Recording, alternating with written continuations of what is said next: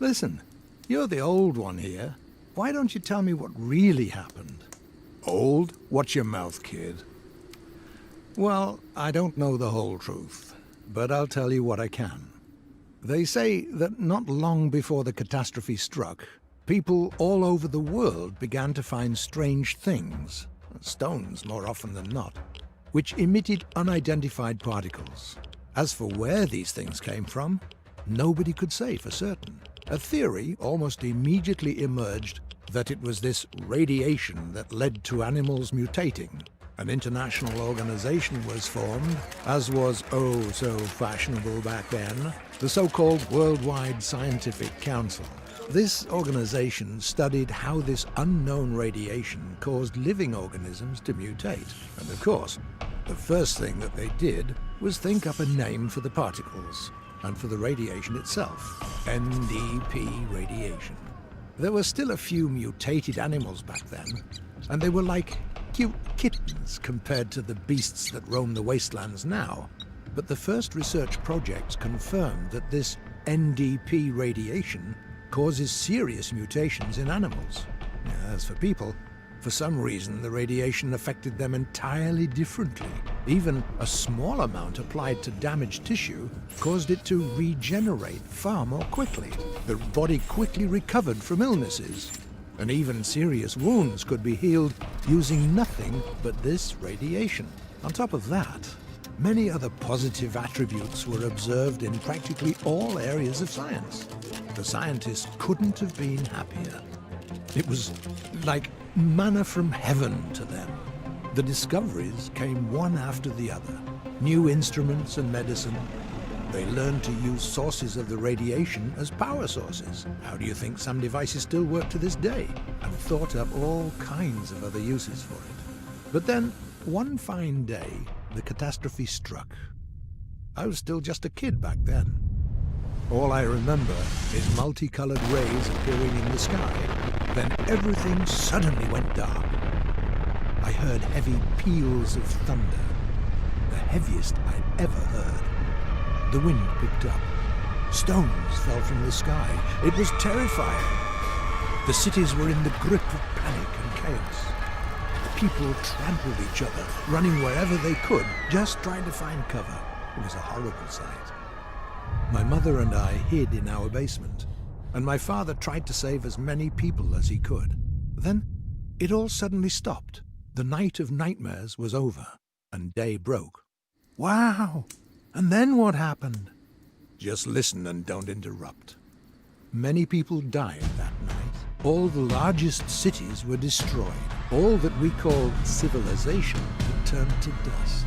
It was like we'd gone back to the Stone Age in a single instant, and all humanity's problems disappeared. Everyone in the world suddenly had the same goal: to survive. That was when the monsters came. They surged into the cities that remained whole in huge packs, destroying everything alive in their path. In those days, our already diminished species became even smaller. But there were cities that could withstand the monsters. The military was able to lead the people. They began to unite, protect their ruined cities from the mutants, and find other survivors. Thus was the Confederation born.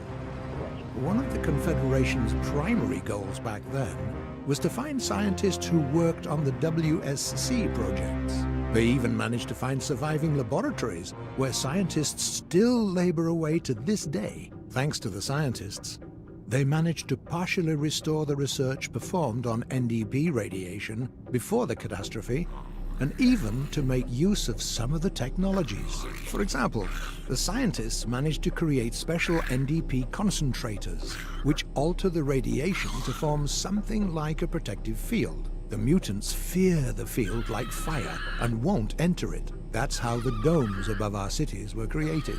They protect us from the monsters.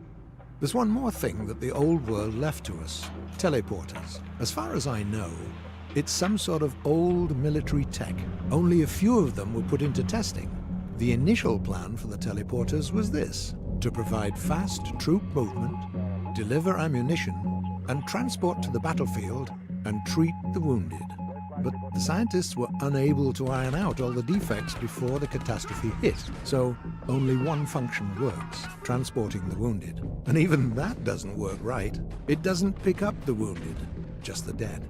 And not everywhere. Only in a zone of reliable reception, and even the transportation process itself is a big gamble. You're lucky if something is just missing from your backpack after you're teleported. You could turn up missing an arm or a leg, or even not turn up at all. Long story short, those things are dangerous. I remember once having the bad luck of finding a herd of wild boar outside the city. Not surprisingly, they trampled me in 3 seconds, and the transporter teleported me without my clothes. And I remember feeling how it put me back together, piece by piece. An unforgettable sensation, believe me. Although the daredevils in the arena use the transporters every day, and they seem fine, still alive. Quiet. Do you hear that? Hear what? There's something there in the bushes.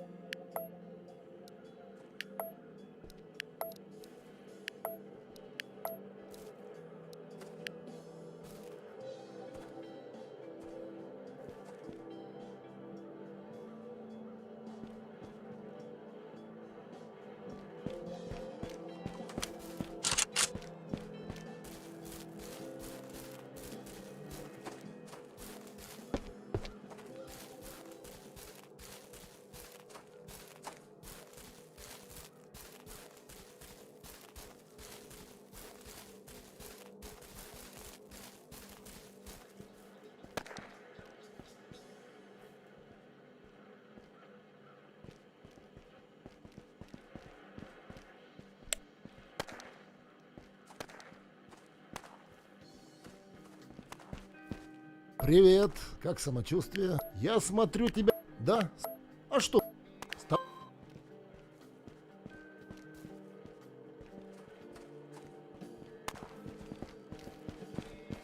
Привет.